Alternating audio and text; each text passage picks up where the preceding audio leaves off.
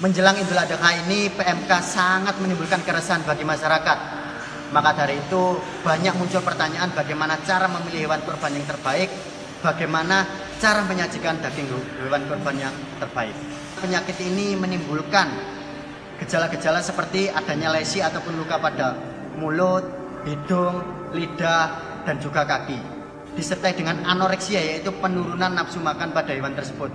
Dan juga suhu tubuh yang tinggi mencapai 41 derajat Celcius. Penularan penyakit ini cukup tinggi mencapai 100%. Maka dari itu sangat merugikan peternak. Tetapi penyakit ini tidak zoonosis, yaitu tidak menular ke manusia. Dalam pemilihan hewan kurban, kita bisa melihat secara visual dari depan, samping, belakang. Bagaimana melihat secara visual bahwa hewan tersebut tidak menimbulkan gejala-gejala yang seperti saya sebutkan tadi. Tidak keluar lendir, tidak ada luka, tidak pincang, dan juga ketika hewan tersebut dikasih makan hijauan, hewan tersebut langsung memakan dengan lahap. Itu menunjukkan bahwa hewan tersebut sehat, dan juga harus disertai dengan surat keterangan kesehatan hewan dari dokter hewan setempat untuk membuktikan bahwa hewan tersebut sudah diperiksa dan dinyatakan sehat sehingga sah untuk dilakukan penyembelihan hewan kurban.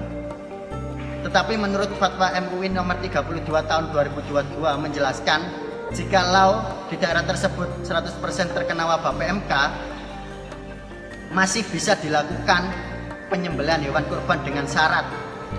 Yang pertama, hewan tersebut terkena PMK tetapi tidak menimbulkan gejala-gejala berat.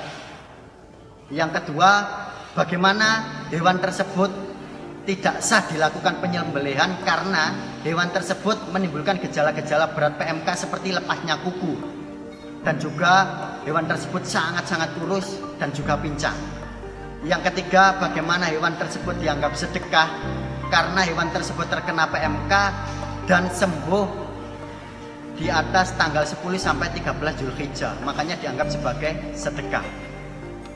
Dan cara penyajian daging hewan kurban yang terbaik yaitu seperti apa? Yang pertama, ketika mendapatkan daging kurban tidak perlu dicuci, tetapi dibersihkan dan dipotong-potong sesuai porsi masak dan dimasukkan ke box, lalu dimasukkan ke chiller kulkas selama 24 jam terlebih dahulu, baru dimasukkan ke freezer.